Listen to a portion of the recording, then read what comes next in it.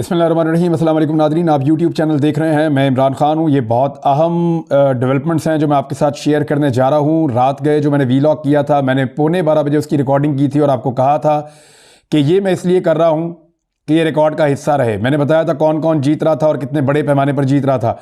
पाकिस्तान तहरीक इंसाफ उस वक्त तक लगभग 135 सीटों से आगे चल रही थी और उसके बाद उसकी जीत मज़ीद बढ़ती गई जहाँ जहाँ से हमें इत्तलात आ रही थी, क्योंकि हम वो फैसला मुरतब कर रहे थे उन नताइज की बुनियाद पे जो फॉर्म 45 के मुताबिक मिल रहे थे। फॉर्म 45 वो फॉर्म होता है जो हर पोलिंग स्टेशन से जारी किया जाता है। जो प्रिजाइडिंग ऑफिसर, जो हर पोलिंग स्टेशन के अंदर सरकारी ऑफिसर मौजूद होता है इलेक्शन कमीशन के अमले में, वो सिग्नेचर करके एक पेपर देता है कि इस पोलिंग स्टेशन का नतीजा ये है।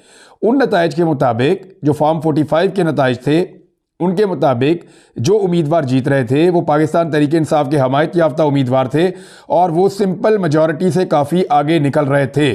यानी अगर मैं आपको ये कहूँ कि वो 2/3 अक्सरियत की तरफ जा रहे थे तो ये गलत नहीं होगा। लेकिन उसके बाद फिर नताइज रोक दिए गए, नताइज रोके गए और पाकिस्तान में लगभग रात को 3 बजे 4 बजे तक तो नताइज रुके हुए थे और उसके बाद फिर नतीजे आना शुरू हुए वापस।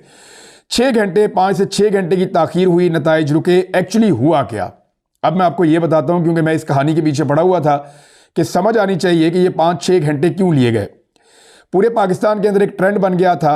कोई भी ये एक्सपेक्ट नहीं कर रहा था कि पब्लिक इतने बड़े पैमाने पर निकल कर इस तरह से वोटिंग कर देगी। इमरान खान का जो एक दावा था कि लोग निकलेंगे और इमरान खान को बहुत ज़्यादा वोट करेंगे, वो दावा किसी को यकीन नहीं था, लेकिन वो दावा दुरुस्त साबित हुआ और उसके बाद लोग निकले और इतने बड़े पैमाने पर वोटिंग हुई कि मैनेज करना मुश्किल हो गया। कहीं 40,000 की लीड है, कहीं 60,000 की लीड है, कहीं 70,000 की लीड है। इस तरह पाकिस्तान तहरीक इंसाफ आगे चल रही थी। नवाज शरीफ जो विक्ट्री स्पीच करने के लिए बैठे हुए थे अपने ऑफिस में अपने साथियों के साथ, और उन्होंने वहां पे जीत की, फतह की एक स्पीच करनी थी और उस सुबह भी नवाज शरीफ साहब ने कहा था कि सिंपल मेजॉरिटी उनको मिलेगी और वो बार बार यही डिमांड करते रहे हैं पाकिस्तान में अपने ताल्लुक वालों के साथ। वो यही कहते रहे हैं कि हमें सिंपल मेजॉरिटी दिलवाई जाए, सिंपल मेजॉरिटी देंगे तो मैं मुल्क के मसले हल कर सकूंगा, वरना मैं नहीं कर सकूंगा। नवाज शरीफ को बार बार उसके सामने ये ऑप्शन रखा गया कि आप पाकिस्तान पीपल्स पार्टी के साथ इत्तेहाद करके एक हुकूमत बनाएं।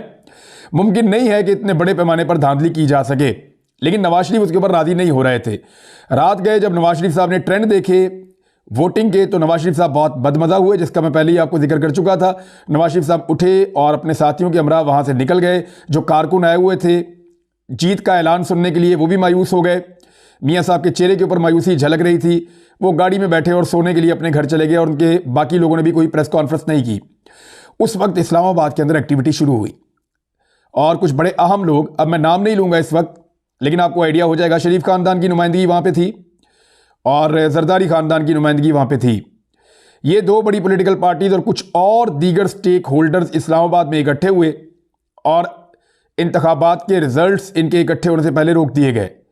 अब वहां पे इस बात के ऊपर कन्विंस किया गया कि या तो मिलकर हुकूमत बना लो या फिर वो जेल में पड़ा हुआ आदमी है वो अपनी हुकूमत बना लेगा। अब ये दो ऑप्शन मौजूद थे, या तो मिलकर हुकूमत बना लो और उसी तनख्वाह के ऊपर काम करने के लिए तैयार हो जाओ। तो फिर फैसला ये हुआ कि जितवाया जाए। फैसला ये हुआ कि इमरान खान की कामयाबी को, उसकी जीत को शिकस्त के अंदर बदला जाए। देखिए, लोग पाकिस्तान के जीत चुके हैं, पाकिस्तान में जमहूरियत जीत चुकी है।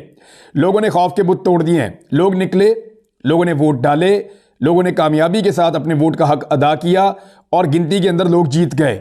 ये तो बाद में इलेक्शन को तब्दील किया गया। मैं सबूत आपके सामने भी रखूंगा, ऐसे सबूत धांधली के रखूंगा कि आपके भी 14 तबक रोशन हो जाएंगे, आप हैरान हो जाएंगे ये हुआ क्या है पाकिस्तान में। बहरहाल रात गए, ये तय हो गया कि मिलजुल के सरकार बनाई जाएगी और इमरान खान से हमें बचाया जाए, क्योंकि इमरान खान बोतल में बंद वो जिन है जो अगर बाहर आ गया तो इनको खा जाएगा। तो इन्होंने इमरान खान के खौफ के बाद, यानी जो खौफ इमरान खान का था, उसने इनको मजबूर किया कि दोबारा से उसी तनख्वाह पर मिलकर काम कर लेते हैं। लेकिन बड़े बदमजा हुए, सबको जो ख्वाब आ रहे थे वो टूट गए, सवाए पाकिस्तान पीपल्स पार्टी के। पीपल्स पार्टी का मसला ये है कि उन्होंने कराची के अंदर उस लेवल का धांधला किया है और सिंध के अंदर जिस तरह उन्होंने सीटें निकाली हैं धांधली करके, तो पीपल्स पार्टी ने अपना एक मार्जिन क्रिएट कर लिया था कि हम एक बेहतर पोजीशन में आ जाएं पहले से। तो वो अपनी पोजीशन बरकरार रखने में कामयाब हुए और उसकी सबसे बड़ी वजह यह है कि पाकिस्तान तहरीक इंसाफ के हाथ और पांव बांध कर, उनसे बल्ले का निशान छीन कर, उनके ऊपर मुकदमे बनाकर, बगैर जलसों, बगैर रैलीज और बगैर बैनर और पोस्टर के, बगैर जो है वो पोलिंग एजेंट्स के और बगैर जो है वो पोलिंग कैंप्स के, हर चीज़ के बगैर उनको इलेक्शन लड़ाया गया, तो पीपल्स पार्टी ने इसका फ़ायदा उठाया। पीएमएलएन उठा नहीं पाई। पंजाब के जो शहरी हैं वो निकले और उन्होंने मौका देखकर चौका मारा और नवाज शरीफ साहब जो हैं वो क्लीन बोल्ड हो गए इस मैच के अंदर।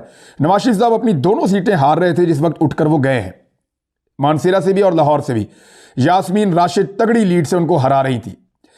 उसके बाद जब इस्लामाबाद वाला काम हो गया तो फिर हुआ क्या, फिर नताइज बदलना शुरू हुए। जो आम नताइज अब तक बदल चुके हैं मैं आपको बताता हूं। एक तो चौधरी सालिक हुसैन जो लगभग 1 लाख वोटों के करीब से हार रहे थे, चौधरी परवेज अली साहब की अहलिया से लगभग 1 लाख वोटों की लीड से वो जीत रही थी। वहां पे चौधरी सालिक हुसैन को जितवा दिया गया धांधली करके। अभी ये मामला कोर्ट में जाएगा। अच्छा ये याद रखिएगा, जितनी भी ये धांधली हुई है ना, ये सस्टेन नहीं कर पाएगा। ये मामले अदालतों में जाएंगे और जो 4 सीटों वाला मामला था 2013 में, अब ये 40 सीटों का मामला होगा और ये इसको बर्दाश्त नहीं कर पाएगा निज़ाम। आप देखिएगा होगा क्या। इसके बाद मेजर ताहिर सादिक जीत चुके थे, इनको हरा दिया गया। आमिर मुगल इनकी जीत अनाउंस कर दी थी, इस्लामाबाद के सहाफ़ियों ने भी हर तरफ पता चल गया था, इनको हरा दिया गया। मेहर बानो कुरैशी, इनको हराने के लिए क्या कार्रवाई डाली गई है ज़रा ये मैं आपको बता देता हूं। जो नवाज शरीफ का हल्का है ना, वहां पे जो टोटल वोट कास्ट हुआ है, नवाज शरीफ के हल्के में टोटल वोट कास्ट हुआ है जी 2,94,000 तकरीबन वोट कास्ट हुआ है। मेहर बानो कुरैशी के हल्के में जो टोटल वोट कास्ट हुआ है वो तकरीबन 2,54,000, यानी को 50,000 वोट कम, 40,000 वोट कम पड़ा है मेहर बानो कुरैशी के हल्के में। नवाज शरीफ के हल्के में जो वोट मुस्तरद हुए उनकी तादाद देखें अब 650 है नवाज शरीफ के हल्के में। मेहर बानो कुरैशी के हल्के में यही तादाद 16,555 है। क्यों? क्योंकि 9,000 के मार्जिन से यूसुफ रजा गिलानी के साहबजादे को इलेक्शन जितवाया गया है। सैयद अली मूसा गिलानी को 8,000 के मार्जिन से जितवाया गया है। तो 16,000 वोट बीच में से मुस्तरद कर दिए गए हैं सिर्फ मेहर बानो कुरैशी वाले। अब ये मुस्तरद वोटों को जब आप देखेंगे तो इसके अंदर जब ये मामला अदालत में जाएगा तो ये सीट वापस भी हो सकती है। तो ये मेहर बानो कुरैशी को हराया गया। यास्मीन राशिद साहिबा जो बहुत आगे जा रही थी नवाज शरीफ से, उनको हराया गया। और नवाज शरीफ वाले हल्के में क्या हुआ, जो गेम डाली गई नवाज शरीफ साहब के साथ बहुत बड़ा प्रैंक हो गया है। वो क्या हुआ मैं आपको भी पढ़ के सुनाता हूं। नूर आलम खान जो इलेक्शन हार रहे थे रात तक बहुत बुरी तरह, उनको जिताया गया क्योंकि उन्होंने ये कह रखा था कि मैंने मदद की है तो मेरी भी मदद की जाए। फिर अली एजाज भुट्टर, उनकी जगह पे अलीम खान को जिताने की कोशिश की जा रही है, वो अभी तक लड़ रहे हैं। महर शराफत कसूरी ये इलेक्शन जीत चुके थे। मरियम नवाज के बाद एक ही सूबाई असम्बली की नशिस्त थी जो लाहौर से वो लड़ रही थी। महर शराफत कसूरी के मुकाबले में रात गए पुलिस की भारी नफरी मुख्तलिफ पोलिंग स्टेशन में पहुंची, घेरा डाला, पोलिंग एजेंट्स को बाहर निकाला, मार कुटाई की और महर शराफत के मुकाबले में मरियम नवाज को बहुत थोड़े से मार्जिन से जीता हुआ करार दिया। अयाज अमीर जिनके बारे में पूरा पाकिस्तान कह रहा था कि ये इलेक्शन नहीं हार सकते, तो अयाज अमीर को इलेक्शन हराया गया। राजा बशारत रावलपिंडी से 50,000 की लीड से जीत रहे थे, इनके साथ ज्यादती हुई। सेमाबिया ताहिर ये भी इलेक्शन जीत चुकी थी। शुएब शाहीन बड़े मार्जिन से जीत चुके थे। जरताज गुल वजीर 50,000 के मार्जिन से जीत रही थी। ये वो सारी सीटें हैं जहां पे अभी तक बड़ी बड़ी, मैं मेन सीट्स आपको बता रहा हूं जहां धांधली कर दी गई है। अभी आपको और बहुत सारी नशिस्तें ऐसी मिलेंगी जहां पे धांधली की जाएगी और ये मामला अदालतों में जाएंगे, ये ऐसे रुकेंगे नहीं। ये जीत भी बड़ी आर्जी नौयत की रहेगी और ये हुकूमत भी कोई अगर बन भी गई तो ये ज़्यादा चलती हुई दिखाई नहीं देगी। आलमी मुबस्सरीन जो पाकिस्तान के अंदर रिपोर्टिंग कर रहे थे, जर्नलिस्ट थे, उन्होंने बड़ी वजाहत के साथ इस बात को रिपोर्ट किया है कि पाकिस्तान में, और वो ये तासुर लेकर गए हैं पाकिस्तान से, यानी उनको जो भी उन्होंने कल के दिन से तासुर लिया वो ये है कि पाकिस्तान तहरीक इंसाफ सबसे बड़ी जमात है, उसने सबसे ज़्यादा वोट लिए हैं, उनकी सबसे ज़्यादा नशिस्तें हैं, लेकिन इसके बावजूद पाकिस्तान में सूरत-ए-हाल को बदला जा रहा है। अब होना ये चाहिए कि जिन सब लोग तो कर भी नहीं पाए क्योंकि बहुत सारे पोलिंग एजेंट्स को मारा गया है, उनको बाहर निकाला गया है, लेकिन जहां जहां पे जितने भी फॉर्म 45 मौजूद हैं पाकिस्तान तहरीक इंसाफ के हमायत याफ्ता उम्मीदवारों के पास, वो अपने फॉर्म 45 को गायब करें और महफूज मकामात पर मुंतकिल करें। और जो जीतने वाले उम्मीदवार हैं उनको भी महफूज मकामात पर मुंतकिल करें, चाहे उनको जीत को हार में बदल दिया गया हो। उम्मीदवार भी महफूज मकाम पर रहें, अपने फॉर्म 45 भी महफूज मकाम पर रखें, क्योंकि अब आपको गिरफ्तार करके आपसे फॉर्म 45 का तकाजा किया जाएगा।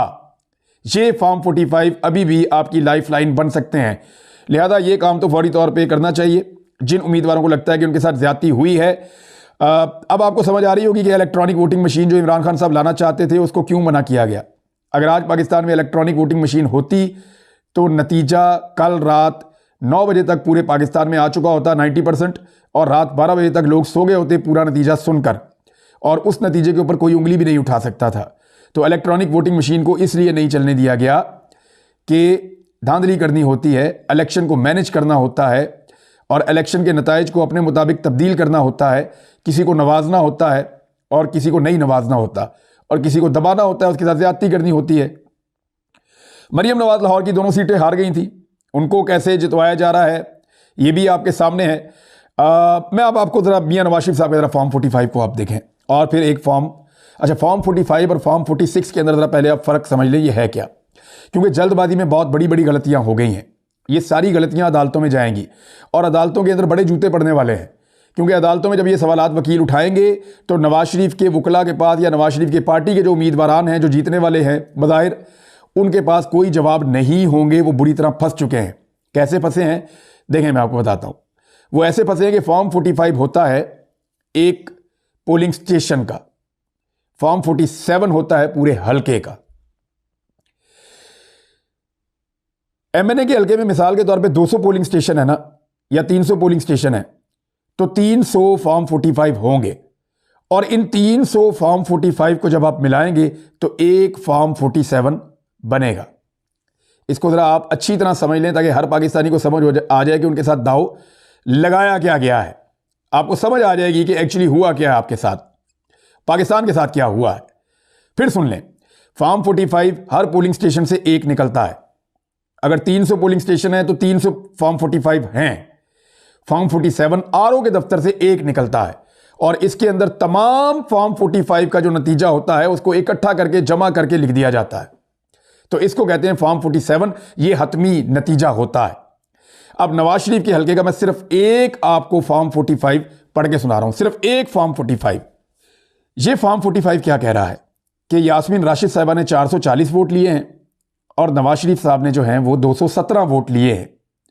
यानी यहां नवाज शरीफ साहब आधे वोट ले पाए यास्मीन राशिद के मुकाबले में। ये जो फॉर्म 45 मैं आपको पढ़ के सुना रहा हूं, ये Abdali grammar girls high school है, गर्ल्स स्कूल है, ग्रामर स्कूल है, और अब्दाली रोड लाहौर पे है। मैं गया हूं जी, यहां पे मैंने ये स्कूल विजिट किया हुआ, मैंने देखा हुआ है माजी में। अब ये फॉर्म 45 क्या बता रहा है, ये एक हलके का है, याद रखिएगा। इसने कुछ ऐसी चीजें बताई हैं कि नवाज शरीफ का और रिजल्ट जो है वो यास्मीन राशिद का, ये तो इसने बता दिया है, लेकिन इसने कुछ चीजें और बड़ी अजीब बताई। यहां पे एक उम्मीदवार हैं ऊपर, इकबाल अहमद खान, तीसरे नंबर पे इनका नाम लिखा हुआ है। ये जो इकबाल अहमद खान है, इनको 4 वोट पड़े हैं फॉर्म 45 में। अब बहुत सारे पोलिंग स्टेशन हैं, बाकी में भी पड़े होंगे, तो इनके सैकड़ों में वोट तो जाने चाहिए ना इकबाल अहमद खान के। अगर सैकड़ों पोलिंग स्टेशन है, एक में 4 पड़े हैं, तो 200, 400, 500, 1000 वोट तो होना चाहिए इनका, और ये पीपल्स पार्टी के हैं। तो जो फॉर्म 47 है, जहां पे नतीजा मुकम्मल होता है, वहां पे इनको जो इन्होंने वोट हासिल किए हैं वो है 0। यानी वो आदमी जो पीपल्स पार्टी के टिकट से इलेक्शन लड़ा, उसने अपने आप को वोट नहीं डाला, या उसको किसी ने भी वोट नहीं डाला, उसका जिसने दफ्तर खोला उसने भी वोट नहीं डाला। हत्ता कि यहां तक मामला हो गया कि उसको वोट ही कोई नहीं पड़ा, और जो वोट उसको फॉर्म 45 के अंदर पड़े हैं वो भी फॉर्म 47 जहां पे मुकम्मल रिजल्ट कंपाइल हुआ, वहां पे वो भी गिनती के अंदर शामिल नहीं किया गया। एक और उम्मीदवार मैं आपको बताता हूं, ये हैं जी हसनैन अहमद शहजाद। इनको 1 वोट पड़ा है। मैं एक एक वोट भी आपको इसलिए बता रहा हूं, आपको मजा आएगा थोड़ा सुन के। अच्छा, यहां पे जो है हसनैन अहमद शहजाद साहब जो हैं, वहां पे उनको 1 वोट पड़ा है, यहां पे उनको कोई वोट नहीं पड़ा। यानी एक पोलिंग स्टेशन में उनको 1 वोट पड़ा है, लेकिन पूरे हलके के अंदर वो वोट गिना नहीं जा रहा। एक और उम्मीदवार के पास जाते हैं, ये जी खालिद मसूद सिंधु साहब को 3 वोट पड़े हैं, सलीमुल्लाह को 6 वोट पड़े हैं इस पोलिंग स्टेशन में। यानी खालिद मसूद सिंधु 3 वोट, सलीमुल्लाह 6 वोट इस एक पोलिंग स्टेशन में। और पूरे हलके के रिजल्ट के अंदर ये जो दोनों उम्मीदवार हैं, खालिद मसूद सिंधु और सलीम सैफुल्लाह, खालिद मसूद सिंधु क्योंकि पाकिस्तान मरकजी मुस्लिम लीग से उनके वोट गिने गए हैं, और सलीमुल्लाह जो हैं उनको 0 वोट पड़ा है, उनका वोट नहीं गिना गया। अब आ जाएं आप अगले उम्मीदवारों की तरफ कि उनके साथ क्या हुआ। इसके बाद एक सूफी साहब हैं, खलीक अहमद भट्ट साहब, इनके 11 वोट हैं, और मोहम्मद इम्तियाज़ चौधरी साहब का 1 वोट है, मोहम्मद खुरम रियाज साहब के 37 वोट हैं, मोहम्मद आमिर का 1 वोट है, और मुजम्मल कादिर भट्ट का 4 वोट हैं और इस तरह जो है वो ये एक पोलिंग स्टेशन मुकम्मल होता है। जब आप दूसरी जानिब जाते हैं तो इन सबका कोई वोट नहीं है, सारे 0 0 0 0 0 0 आ रहे हैं। यानी हैरत की बात यह है कि एक पोलिंग स्टेशन के अंदर मैं रिजल्ट आपके सामने रख रहा हूं जिसमें इन उम्मीदवारों को वोट पड़े हैं और फिर पूरे हल्के का रिजल्ट आपके सामने रख रहा हूं जिनमें वो वोट गिने ही नहीं गए। अब अगर मैं 10 पोलिंग स्टेशन के निकालूं तो इनके और बढ़ जाएंगे, लेकिन पूरे के अंदर 0 है। और अगर 100 पोलिंग स्टेशन के निकालूं तो इनके और बढ़ जाएंगे इन उम्मीदवारों के वोट, लेकिन पूरे हल्के के अंदर जमाते इस्लामी और पीपल्स पार्टी को एक भी वोट नहीं पड़ा। आप अंदाजा करें, उन्होंने खुद भी अपने आप को वोट नहीं डाला, उनके घर वालों ने भी वोट नहीं डाले। ये तो धांधली का धांधला है और झुड़लू है। नवाज शरीफ ये इलेक्शन हार रहे थे और जिस तरह उनको जितवाया गया है, नवाज शरीफ को तत्ते तवे पे बिठा दिया गया है। मैं माजरत के साथ मुझे इसलिए कहना पड़ रहा है कि उनके साथ ज्यादती हुई है। मियाँ साहब को इस ज्यादती का रात को पता चल गया था। मियाँ साहब तजर्बाकार सियासतदान है, उन्हें पता है कि उनको ये कहा जा रहा है कि गंद का टोकरा अपने सर पे आप रखें और फिर शेरवानी पहन लें या पहना दें किसी को, लेकिन कचरे का टोकरा आपको उठाना पड़ेगा और आपको बदबूदार फुजले के ऊपर, निज़ाम के फुजले पे आपको बैठना पड़ेगा, जैसे कि तारिक मतीन साहब कहते हैं। तो मियाँ साहब के जो नुमाइंदगान वहाँ मौजूद थे इस्लामाबाद में, उन्होंने ये कबूल किया और कबूल करने के बाद मियाँ साहब को ये गंदा रिजल्ट दिया गया। इस रिजल्ट के मुताबिक मियाँ नवाज शरीफ साहब की जीत अदालत के अंदर ठहर नहीं पाएगी अगर अदालत में थोड़ा सा भी इंसाफ हुआ तो नाज़रीन, ये अब तक की सूरत हाल है। लेकिन इसके बावजूद अभी भी पाकिस्तान की सबसे बड़ी और तगड़ी सियासी जमात तमाम तर हथकंडे, तमाम तर जुल्म और जबर के बावजूद पाकिस्तान तहरीके इंसाफ साबित हुई है। पाकिस्तान के अवाम जीत गए हैं, पाकिस्तान के अवाम कामयाब हुए हैं। पूरी कौम को इसके लिए मुबारकबाद। आपने साबित किया कि आप जमहूरियत पसंद हैं, आपने साबित किया कि आप मुहिब वतन हैं, आपने साबित किया कि आप खौफजदा नहीं होते, आपने साबित किया कि आपको अपने मुल्क से अभी भी उम्मीद और लगाव बाकी है। बहरहाल जिसने जो करना है कर ले, ऐसी चीज़ें ज़्यादा देर तक टिकती नहीं हैं। अगले वीलॉग में कुछ और बड़ी आम चीज़ें आपको बताऊंगा, हम इसके ऊपर काम कर रहे हैं अभी। अपना ख्याल रखिएगा, अपने चैनल का भी। अल्लाह हाफिज़।